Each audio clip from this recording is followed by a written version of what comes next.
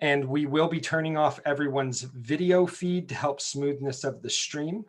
And I will now hand it over to Director of Public Policy with the Greater Coachella Valley Chamber of Commerce, Diana Soto. Good afternoon, everyone. Hello and welcome to the Coachella Valley Chamber of Commerce Town Hall meeting with Assemblymember Eduardo Garcia and his special guest, California State Insurance Commissioner Ricardo Lara. My name is Diana Soto. I'm the Director of Public Policy for the Greater Coachella Valley Chamber of Commerce, and I will be your host for this meeting. As always, we would like to thank our sponsors that make these events possible. This event is brought to you by title sponsor AT&T. It is also generously supported by Alpha Media, Asher Nasher Consulting, Burtec Waste and Recycling, California Bank and Trust, City of Indian Wells, Desert Care Network, Desert Urgent Care, Greater Palm Springs Convention and Visitors Bureau, Gulf California Broadcasting, which includes CBS Local 2, KESQ TV, KDFX, KCWQ, and Kuna FM TV, Fantasy Springs Resort Casino, Pueblo Viejo Restaurant, Mechanics Bank, NBC Palm Springs, Southern California Edison, Southern California Gas Company, State Farm Insurance Carmen Contreras, and West Coast Cannabis. To help ensure equal access to this event, we are pleased to have ASL interpretation for this town hall generously provided by C4 Communications, and thank our interpreter, Elsa Govea. Assemblymember Garcia is joined today by State Insurance Commissioner Ricardo Lara. He will further introduce his guest shortly. Assemblymember Eduardo Garcia, who proudly represents California's 56th Assembly District. This includes areas of the Coachella Valley, Blythe, and Imperial Valley. Assemblymember Garcia presides as chair for the Assembly Committee on Water, Parks, and Wildlife, and the new Assembly Select Committee on California's lithium economy. Garcia also sits on the Assembly Committees on Appropriations, Communications, and Conveyance, Governmental Organization, and Utilities and Energy. His most notable legislative achievements include the expansion of the Desert Healthcare District boundary to encompass the entire Coachella Valley, the creation of Community Air Protection Program, and the California Parks and Water Bond, which allocated $200 million for the Salton Sea and the New River. Assemblymember Garcia and California Insurance Commissioner Ricardo Lara, then Senator Lara, served together on the California State Legislature and on the California Air Resources Board. Today, Assemblymember Garcia and his guests will offer a legislative and insurance-related administrative update for all of us, followed by a Q&A session. Assemblymember Garcia, the floor is yours. Thank you, Diana, and thank everyone who has joined us today. I see some familiar faces and then some new faces. Everything from folks representing the border of Calexico, I think I seen the mayor on just a minute ago, to our local representatives and other business and community stakeholders from the Coachella Valley. Thank you all for joining us. It's always great to be able to have good friends and good partners from Sacramento join us in the Coachella Valley to share with us the work that they're doing. And when I say friend, I truly mean a friend when we're talking about Insurance Commissioner Ricardo Lara. We've done some great work, and I'll give ourselves some kudos here, some great work in the climate space as it relates to environmental justice. And way before everyone was using the word equity, like the word "the" in a sentence, we were talking about this, over the course of the last 7 years in the legislature to make sure that all of our policies have the underlining themes of equity and environmental justice. And it's now being applied across the board as we see the rollout of the vaccinations and everything else tied to COVID-19 response. But I want to just share a bit of his story. He comes from Los Angeles. He was born and raised there by his immigrant parents. Something that we have in common is it comes from the state of Nayarit, which is where our grandparents are from, and we've always talked a lot about that connection that we have together.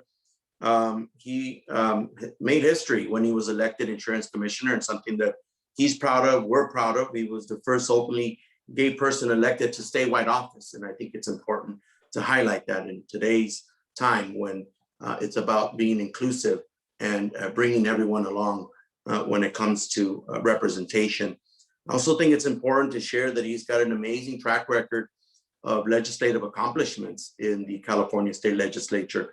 And the list is long, and certainly didn't want to highlight one that maybe he thought was more or less important than the others, but I encourage you all to take a look at some of the work that he did in the state legislature. It was mentioned that we did serve together on the California Air Resources Board, and we got to represent California as a delegation to the climate conference in Paris, France, where we, California, were part of some of the most important dialogues and discussions that took place in those agreements. And it was great to be able to accompany him. But today, he's focused on serving, Californians, consumers, when it comes to insurances, and making sure that we're not only protecting folks, but saving them money. And of course, during this very volatile period economically, and all of the uncertainties that this global pandemic has brought to us.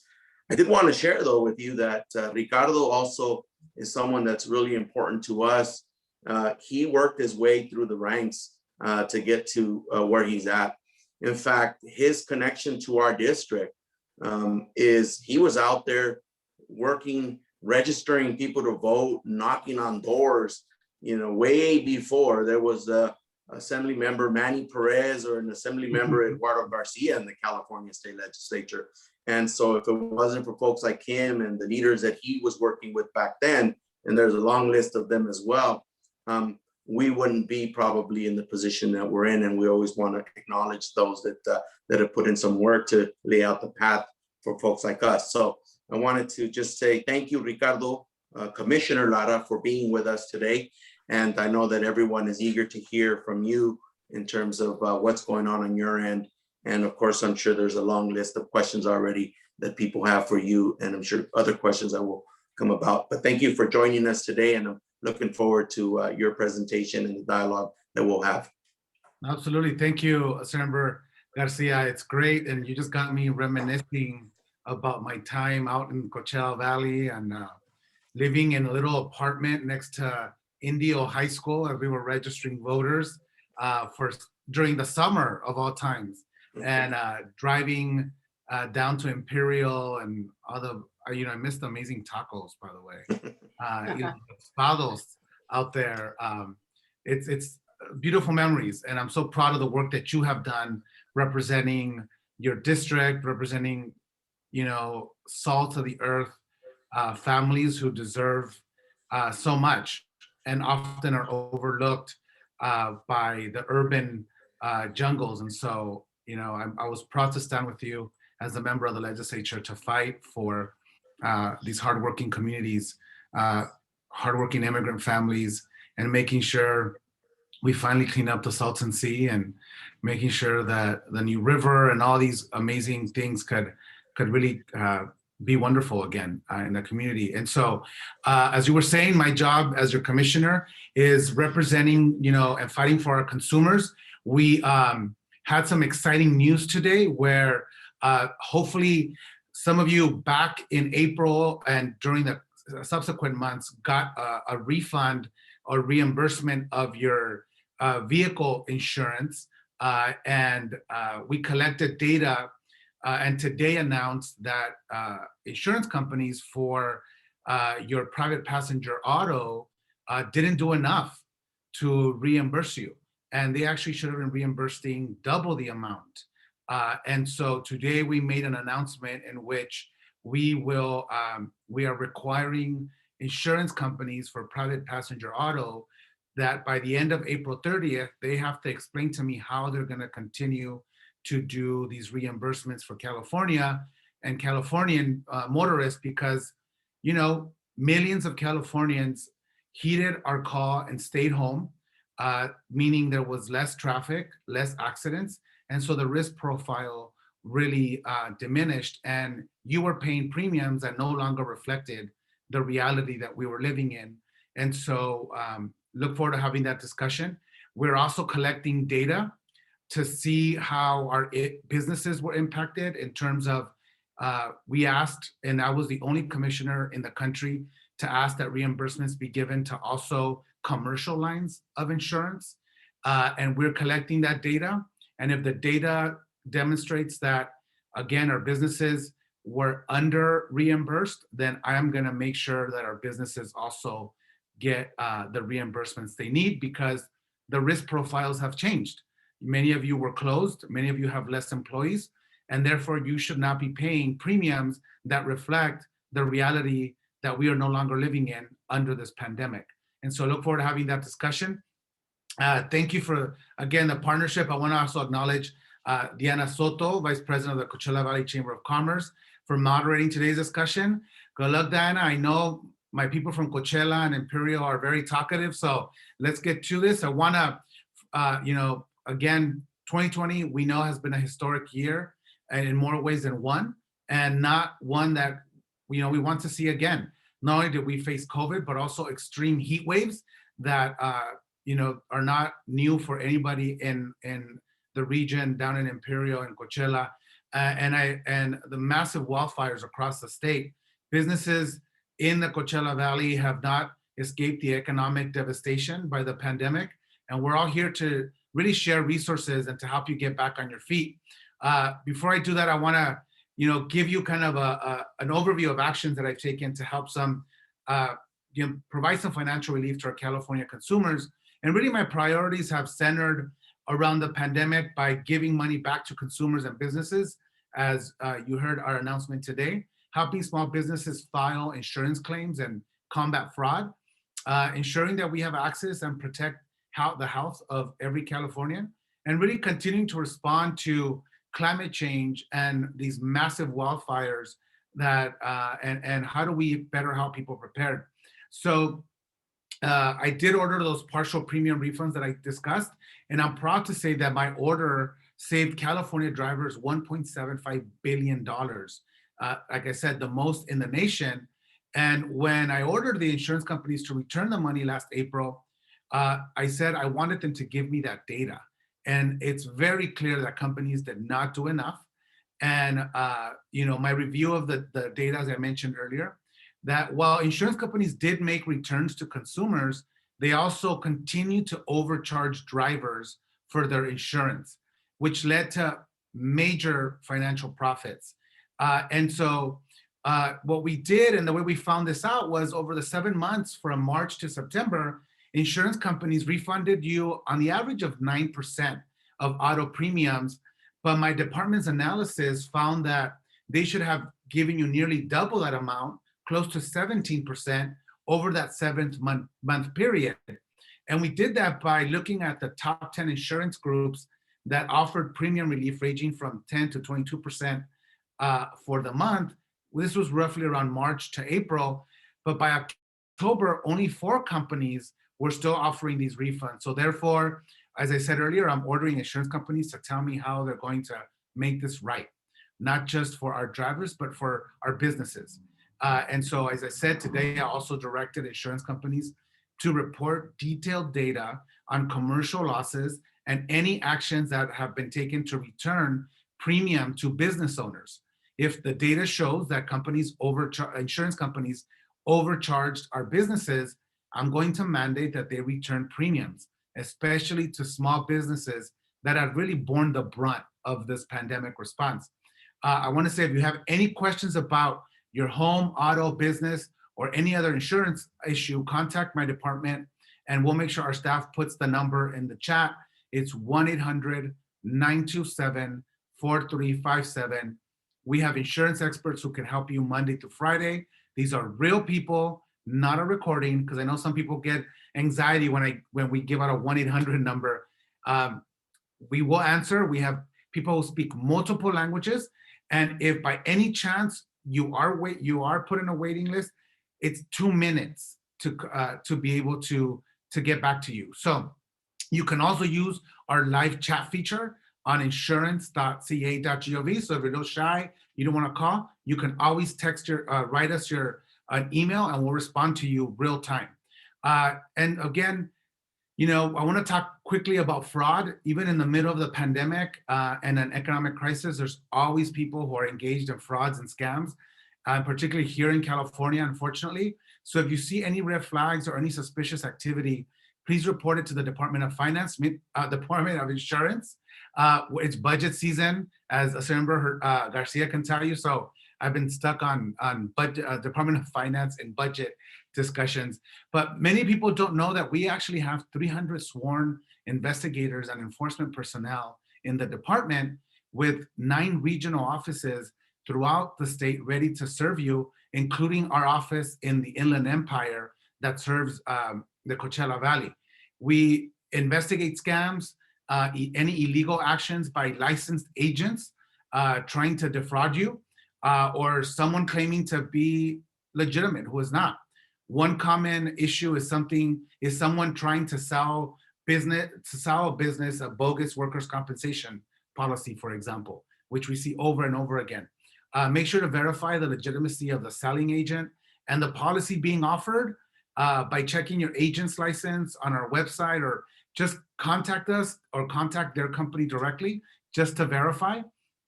And even with the relief that we have directed insurance companies to offer, too many drivers still remain uninsured because they can't afford the cost of a standard insurance policy. This is especially true for everyone who's lost their job and is continuing to struggle to make ends meet. That's why it's important for everyone to know that the California low-cost auto insurance program is designed really to provide people who qualify with limited insurance protection at really affordable rates, and as a way to meet California's financial responsibility laws. And again, you can get that information on our website at insurance.ca.gov. And just to close, I want to close by reminding everyone that if you have questions, again, on your insurance issues, give us a call. We're here to help. This is our job. My job is to be your champion and to help our California consumers against the insurance companies, or just help clarify any issues or questions you might have. Again, I look forward to having a conversation with you all. And again, thank you for inviting me to be part of this today.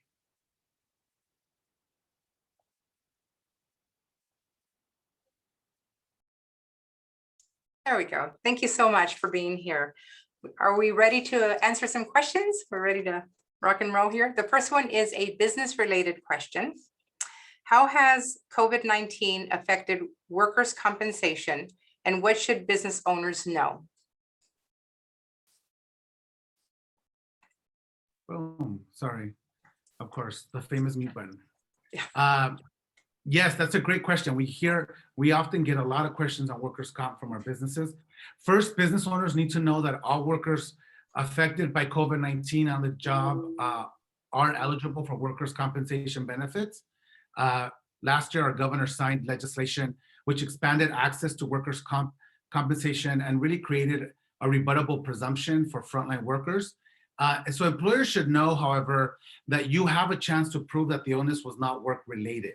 In addition, I announced emergency regulations to help businesses by allowing employers to reclassify an employee if that employee's duties have changed, let's say maybe to a more clerical classification, or other classifications really reflecting that employee's lower risk of injury compared to the previous classification. Because as you know, people were being sent home or businesses were closing.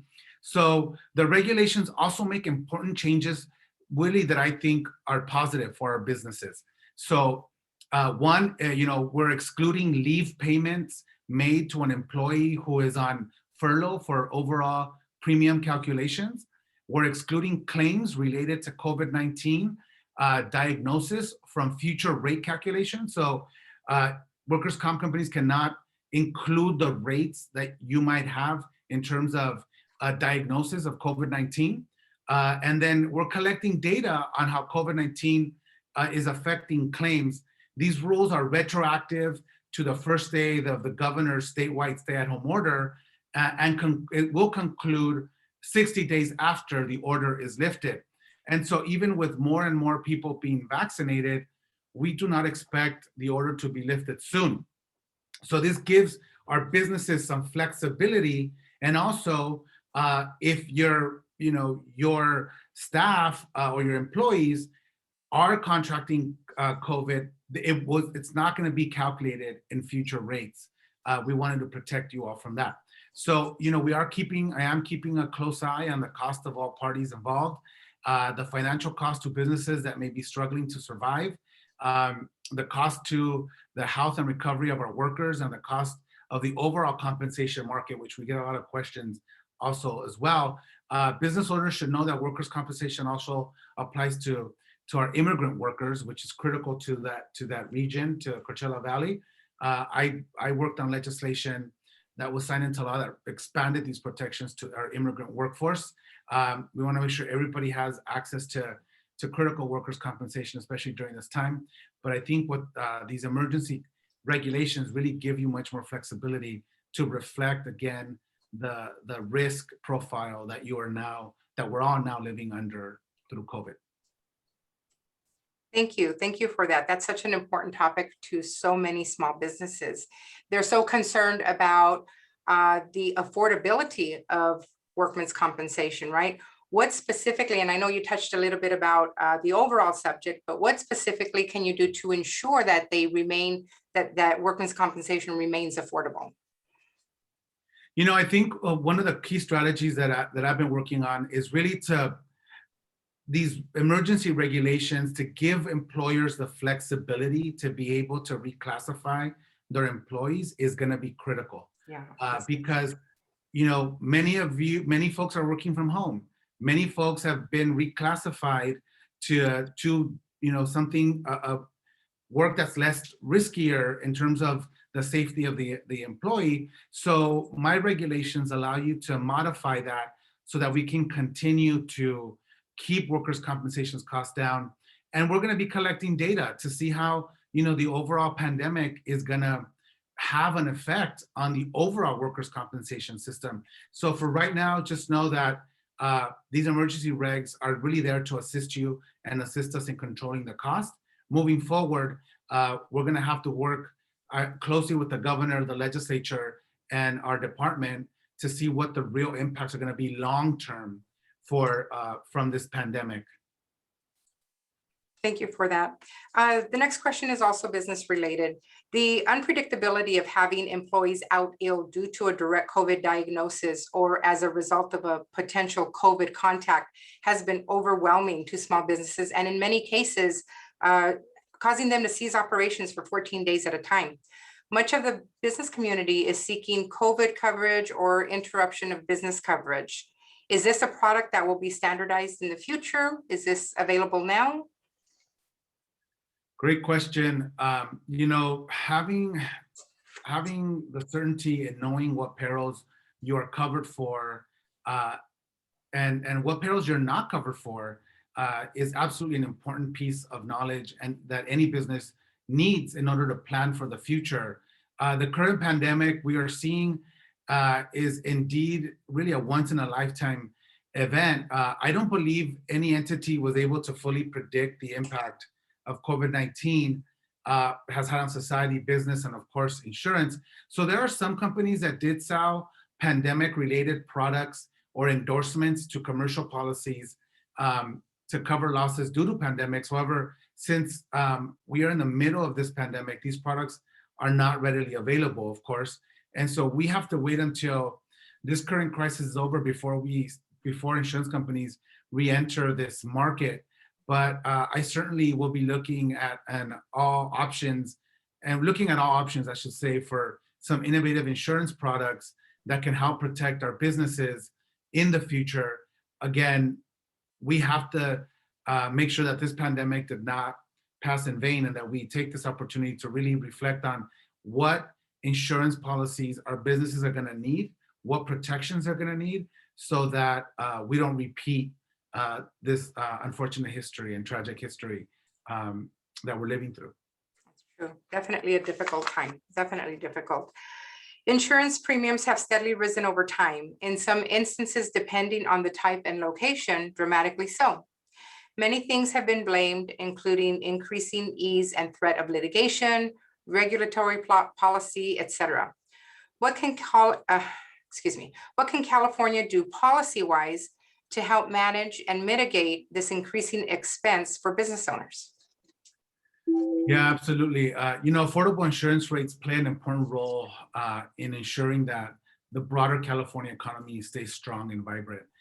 My department every day takes on the challenge to maintain a free and vibrant insurance market while ensuring access. Two of the tools that the department uses, I would say, to work towards this goal is first, our robust fraud division, staffed by law enforcement officers that go after criminals that would burden consumers with illegal activities. And really not a week goes by without the department's fraud officers making arrests of fraudsters that continue to increase this cost.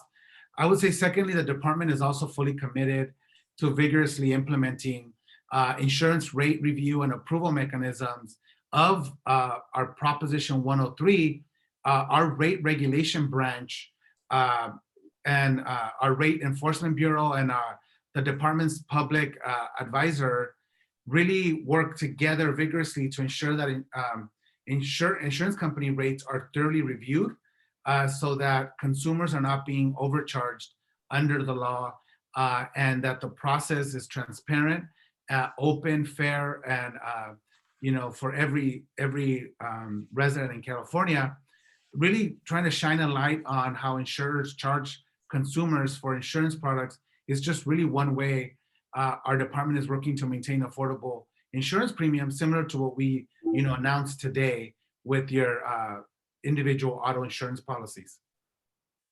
Thank you. Thank you for that.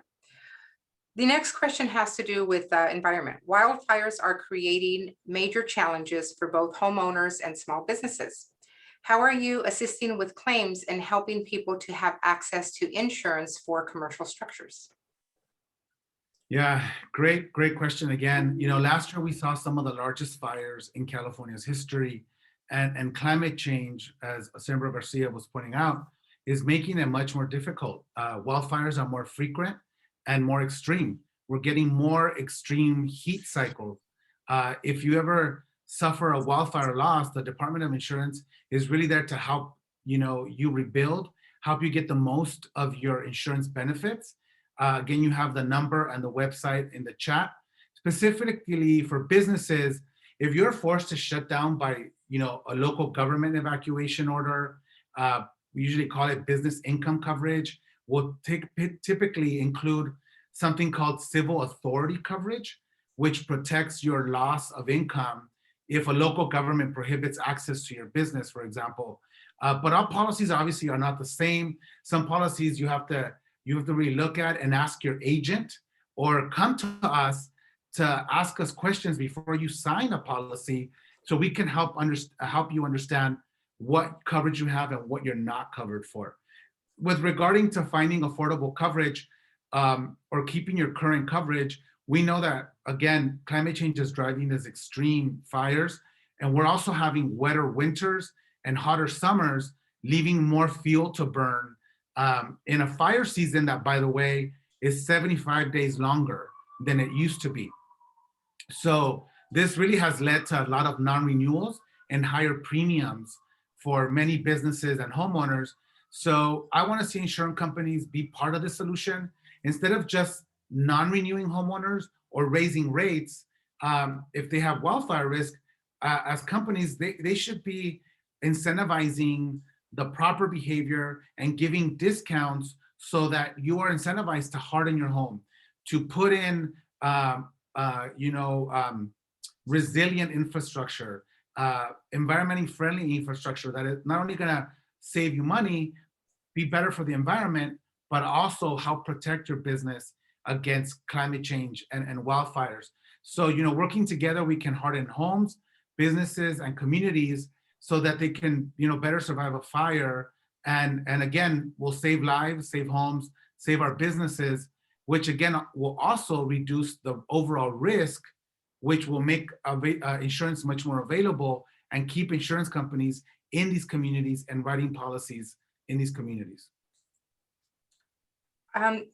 You just touched quite a bit on the fires and the landslides or mudslides and the different policies that we can put into place. But the real question is, how solvent is our insurance system, and should consumers be concerned? Great question, Diana. You know, California is the largest insurance market in the country. It's fourth in the world. And we're blessed, and I'm happy to report that even with the most devastating fires that we've had, California's insurance market is strong. There should be no concern. We have a whole solvency unit that looks at insurance companies to make sure they have enough resources and assets to make sure that they can pay their claims. So, you know, it is thriving, it is robust, and it is strong. Thank God, even after these fires, but we have to do more to prevent this devastation so that we don't put our insurance market in peril. Thank you for that. Earthquake insurance is an interesting topic in California as well, and it's not normally covered by standard policy, and yet is one of the biggest threats to our state. What should business owners and consumers know about earthquake insurance and the need for it? Many times we just ignore it, right? Yeah, and then we wait until there's an earthquake. Until there's an earthquake, yes. And then we start thinking about it. Well, I have to tell you, Diana, since I got elected, we've had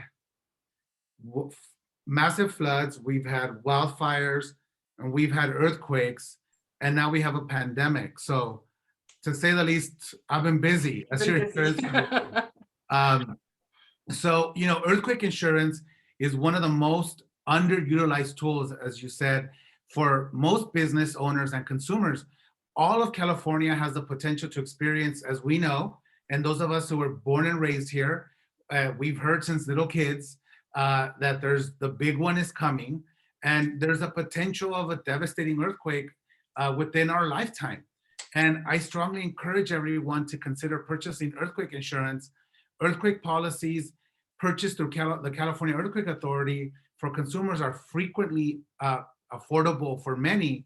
For businesses, business owners and consumers, we encourage you to discuss this with your insurance agent and take a look again at the Earthquake Authority website to get a quote to consider purchasing earthquake insurance. Again, if you have any questions, we can help guide you in terms of, you know, what policies you would need depending on what kind of business you have and what type of coverage you would need for your individual business. So, you know, I always say it's never too late to look at earthquake insurance. I usually, my personal phone and my state phone ring off the hook after an earthquake, you know, because people are now interested in the subject. Don't wait until we have an earthquake. You know, government is going to be there to help save your life, to make sure that you are safe, but government is not going to have the resources to be able to help you rebuild. So I want you to keep that in mind, that after a big earthquake, as devastating as it's going to be, the government's going to do its best to shelter, feed, and keep you alive. Other than that, we're going to have to depend on your insurance policy to get you, to help you rebuild.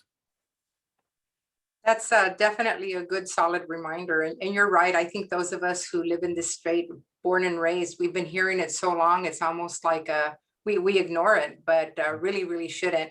And you bring up a great reminder that the state is there to keep us alive, but not to rebuild. And that's 99% of it afterwards.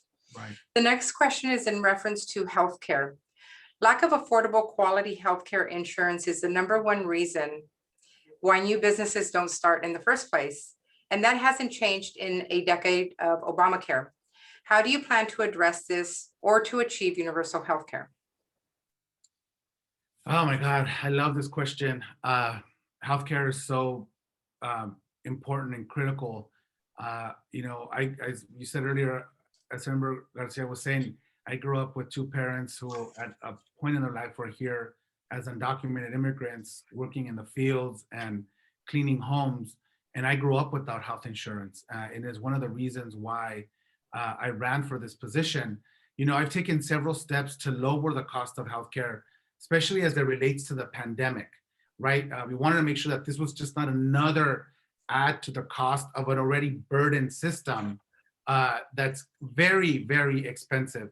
And often our individual families, as we see in cases, they want to go up against the health insurance company on their own.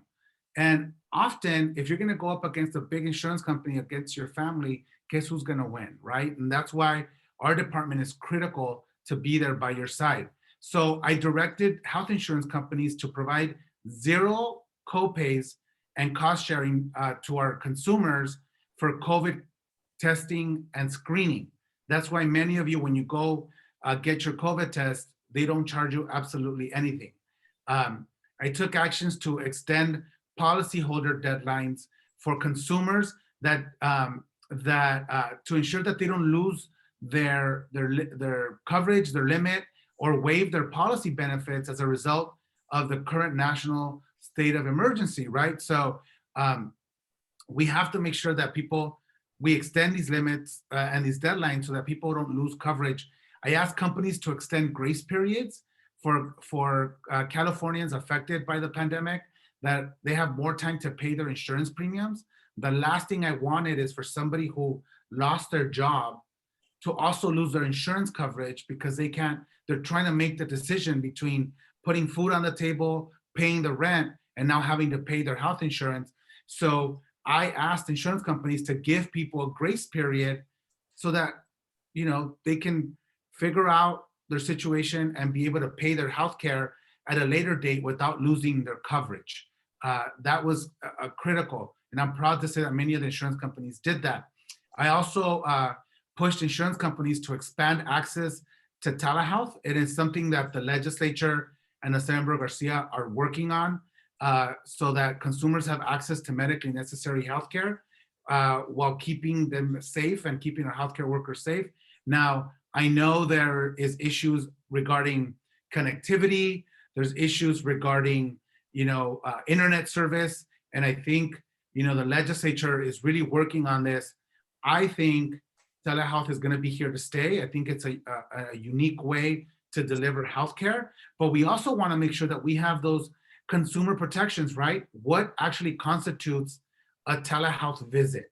What actually what are the billable hours going to be for that? And making sure that, just a phone call or just a quick visit, then that means it's some sort of, official visit, like if you would have gone to the doctor. But I think there's a lot of opportunity here to really not only protect the consumer, get us to a place where we get connectivity for all, and that we expand access to healthcare through telehealth. A telehealth visit is definitely very unique. It was in transparent, the strangest thing ever. At least the first time when you experience it, right? Yeah. But I agree, certain instances and diagnoses, it would be okay with that. Okay, while the current health insurance market provides access to care, we have many people that are receiving a subsidy through Cover California that won't be tiered to their assets. When and how can we address the situation? Yeah, that is a good question. Because of the job loss related to COVID-19, we expect to see some shifts from employer-based coverage to COBRA or even the individual market. So I supported Cover California's declaration of a special enrollment period to make sure that it's easier for Californians that have lost their coverage through their job and allow them to enroll in the individual market. I'm proud to say that more than 270,000 consumers have signed up since it was launched, since the special enrollment period was launched in response to the pandemic. Covered California opened again another enrollment period in the response to the current wildfires to help wildfire survivors. And so we've got to make sure Covered California stays nimble to be able to open these special periods after these big events to make sure that people keep their coverage. And again, depending on their income, people can receive substantial subsidies to make health insurance more affordable during these difficult times. It is also important for Californians to remember that if if their income is substantially reduced, you may qualify for low cost or no cost Medi-Cal coverage. So again, I also directed health insurance companies to submit emergency plans to the Department of Insurance, detailing how they were going to ensure continued access to medical care, especially prescription medications for a lot of our Californians that depend on their prescriptions in the mail. There was a while where we were uncertain if the U.S. Postal Service was going to be able to deliver mail on time. And so I immediately moved and said, health insurance companies, you have to come up with emergency plans to make sure that people are getting their meds, and either through the mail or through direct delivery without any delay, because that means life and death for some folks. And I also want to remind people that for those that know someone or have some employees that might have children who are undocumented, we have special programs in California to make sure that these children have access to full scope Medi-Cal. And we're always encouraging our children to enroll into care. And in California, where 1 in 6 homes are mixed households, meaning you can have one sibling or one parent, 1 out of 6 families in California have somebody who is undocumented. This is important, especially for our children that are already going through so much trauma from not being able to go to school, from anxiety. They also need an opportunity to have some sort of coverage. And so I'm very proud of the fact that I, with the support of Assemblymember Garcia, championed this issue in the legislature, which affects a lot of, again, our low-income Californians. Thank you for that. This question goes back to business insurance and along the lines of interruption, but this question is beyond the 14-day interruption period that we previously talked about. Why did an insurance company pay for business interruption during COVID? What are the limitations of business interruption coverage? Again, outside of 14 days being shut down for COVID-related diagnosis, et cetera. Right. No, this is absolutely know what you mean. We've been, fielding these calls all year, practically. As you know, each policy is a legal contract between the business owner and the insurance company. I say this because this is why it's so important for you to understand what your coverage is, and also more important to know what you're not covered for. And since early March, we have seen dozens of lawsuits around the country, of course, including here in California, which concerns to the overall interpretation of these policies and whether these policies cover losses due to COVID-19. And so we are watching these cases closely as they move through the courts, but I have taken several steps to really address this business interruption issue. We had learned that some insurance companies were just simply point blank denying business interruption claims without even a thorough investigation, or even discouraging business owners from filing a claim. That is completely wrong, and it was infuriating to me. So I issued a notice requiring insurance companies to comply with their contracts and California law to fairly investigate every single business interruption claim caused by COVID-19, just as they would any disaster, by the way. And so my department continues to monitor to make sure that everyone is getting a fair claim.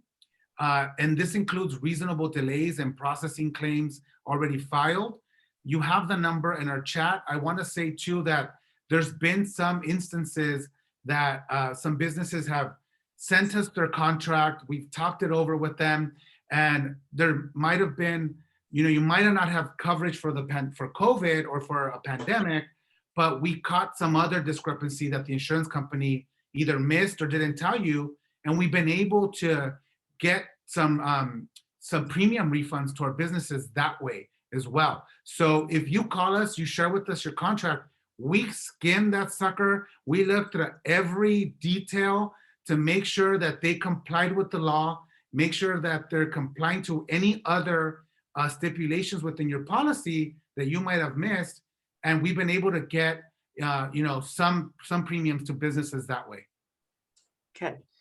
And then the next question is also in reference to that. It's a combination of something that came through in a previous.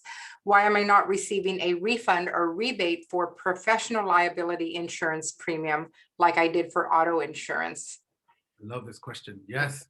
Again, I'm also concerned that insurance companies may not returning enough premium to our businesses.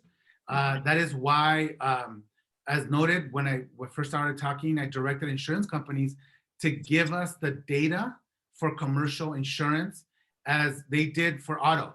And if I determined that they were overcharging our businesses, I'm going to mandate premium returns. So, right now we're collecting the data. I want to make sure that we analyze the data, we understand it. I don't want to make any judgments before we see what's really happening. And even if you're told your company is not issuing refunds, you can still ask your agent to reiterate your policy with, your current information. Meaning, you might have commercial vehicles that are just in the parking lot, not being used, or other types of insurance liability that is no longer really reflects the risk. They should be able to, give you a reduction in that premium. It's possible for some business owners to lower the premium that way, just by updating your insurance policy, again, reflecting the new reality that we're all living in. So it's also important for businesses to have a conversation with their agent or their insurance company to get guidance also to make sure you have the right coverage in place, especially many of you that have done modifications to your business to make sure that you're keeping yourself, your employees, and your customers safe. That should really reflect, again, a reduction in your premiums because you're going above and beyond to keep your folks healthy and safe. But you're also now, you might have additional liability needs just to make sure that you recover all the different changes that you've made to your business. And, I always tell folks, and this goes true even for the individual market, it's always a good rule to shop around. Every so often, cross-check and compare prices and products that keep you competitive as a business to get the best deal that you can. So many of us, I hear it all the time. Well, I've been with my insurance company for 40 years. I've just been paying the premium on, and then all of a sudden they drop me, and what do I do? Look, I know the commercials are super cute and they make it seem like, we're all family, like a good neighbor, all this stuff and all these things. That's great. But at the end of the day, this is a business relationship that you're entering to. This is a legal contract that you have. You want to make sure that you keep your business competitive, that you keep your individual insurance products competitive. And so I'm going to tell you to shop around every so often. And when companies know that you're doing that and you let them know, they often give you competitive rates. You are business experts. You know how to do this. And you got to make sure that you do this for insurance as well. I know it's a hassle. I know the last thing you want to think about as an insurance owner, as a business owner, is let me look at this insurance policy that I have again. But I want you to keep competitive to keep the cost to do business low for yourself. So if you need any expert from the department to help you decipher your coverage, or if you're not satisfied with the answers you're getting from your agent, your broker, contact the department again, 1-800-927-4357. Thank you for that. Is this where you're going to cringe when I tell you that I've been with my same agent for 22 years? It's okay. Maybe it's okay if I knew that they gave me the best price, right? Yeah, if they're giving you the best price, that's cool. I'm okay with that. But so often it's like, my tia sold me my policy 30 years ago, and I don't want to offend her, or my local church leader who's my agent. I'm okay with that. That's great. As a matter of fact, insurance agents is the largest career in California, and that's great. But you want to keep yourself competitive, just as you are as smart and competitive with your business. This is a major cost to do business, as we know. You want to keep competitive. you want to just keep asking the right questions. And so maybe then it's time to call your agent and just say, hey, you know, I wanna start shopping around. What can you do for me? Yeah, I was hoping my agent would be on so they can hear that message, but yeah, I'm gonna have to call them and find out. I was hoping you can do my dirty work for me. Right? Or give me his number or her number. I'll call him. Right. Okay. What can business owners expect this year? Can you give us like an update of any special projects that you've been working on or any additional information that you'd like to offer? Yeah, you know, well, my focus has really been on helping our businesses in California really face the challenges that come with the stay-at-home orders and the economic aftermath of our extended quarantine. I haven't stopped working on expanding access and opportunities in the insurance industry. One of the big issues that we're working on is really how do we diversify the insurance industry? Really been a priority for me for day one. And last year I sponsored legislation that got signed into law requiring insurance companies that are collecting more than 100 million in premiums to report how much money they spend on diverse businesses, including businesses owned by women, along with other diverse, diverse businesses, veteran-owned, Latino, API, along with how do they diversify their corporate boards, their board of directors. You know, we know that if you have a diverse corporate board, you're going to be much more lucrative because you have folks that understand the unique communities that make up this beautiful state of ours. And we also want insurance companies to invest in small businesses that are diverse. You know, if you get a contract as a small business owner with a big insurance company, that is a big deal. And so we need to, as a department, we're pushing them to contract with, you know, their supplier diversity initiatives that we make sure that our women-run businesses, our veteran-owned businesses, our LGBTQ businesses have a shot to get these contracts. And so really laying the groundwork for the California Insurance Diversity Survey, where we essentially ask companies to report the composition of board of directors along with the lines of gender, ethnicity, and other, as I mentioned before. You know, many of these insurance companies are multi-billion-dollar companies, which we want them to contract with our diverse businesses. And so as California's top insurance regulator, again, I'm also a member of the National Association of Insurance Commissioners, where we're working on, you know, access to health, access to healthcare. How do we expand, modify our provider markets so that, and we know that in the Coachella Valley and Imperial, the inequalities, again, that we know have existed in our community down there, have always existed and just have been exacerbated by this pandemic. And so ensuring that we really reconstruct and modify this healthcare system delivery, outcomes, resources, to make sure that communities in Coachella and Imperial have the resources they need to really make sure that this no longer happens again to our community. And so, these are just kind of a couple things that I've been working on, and there's more to come. I'm very optimistic. California will overcome this once in a generation pandemic by working together and really to reopen and renew our economy. There's several reports already that are saying that California will be, quicker to recover than the rest of the country, and that's great. But recovery for who? Recovery for people in what communities?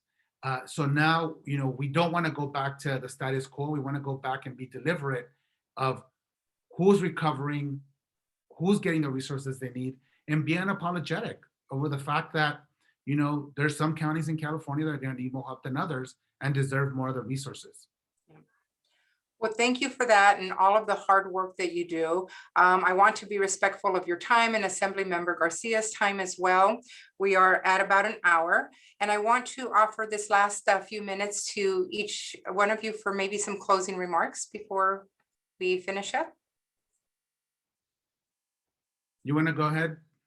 I'll just say, I think it's evident that we have a champion in our insurance commissioner who's fighting for us, protecting consumers day in and day out. He touched on two very important issues to me and to many Californians. That's the climate circumstances that really tie into insurance costs and the opportunities that are before us to address those, both from a legislative standpoint and investing in hardening, whether it be our homes, our businesses, our infrastructure, to protect those assets and keep our insurance costs at a minimum. And so I'm glad that he touched on that. And the other is the new wave of delivery of healthcare, and that's telehealth. And that will require us to also invest into our infrastructure in parts of the state that need it to connect, and in other parts of the state, increasing capacity and speeds to be able to deliver adequate service, to be able to deliver the healthcare. And I'm glad he touched on that as well. Again, thank you, Commissioner Lara, for being with us.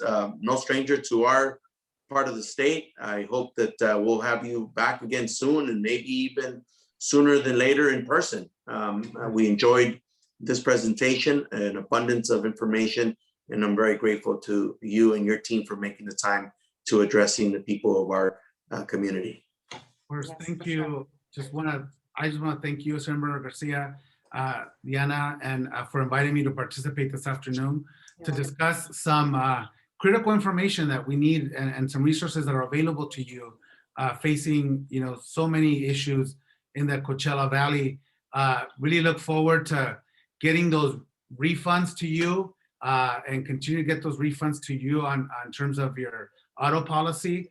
And, once I get the data and look through what, we'll see if we continue to fight to make sure that our businesses also get the refunds they need for their commercial policy line. So the work's not done, but know that I'm committed to working with Assemblymember Garcia, with Diana, and all our local leaders in the Coachella Valley to continue to fight for and represent some of the hardest working Californians in our state. So thank you so much. Well, you hit the nail on the head. I think we do have not only the hardest working business owners in the state, but in the Coachella Valley as well. We're just so proud of our community. I mean, we thank you for coming and sharing this information with us and taking time out of your busy schedule. As Assemblymember Garcia said, we look forward to meeting you in person and filling up a room with an additional presentation and update of all your special projects. We thank you for your time. We thank you all for participating in our Town Hall series. And shortly we will be announcing one to come soon. Have a great day, everyone. Thank you.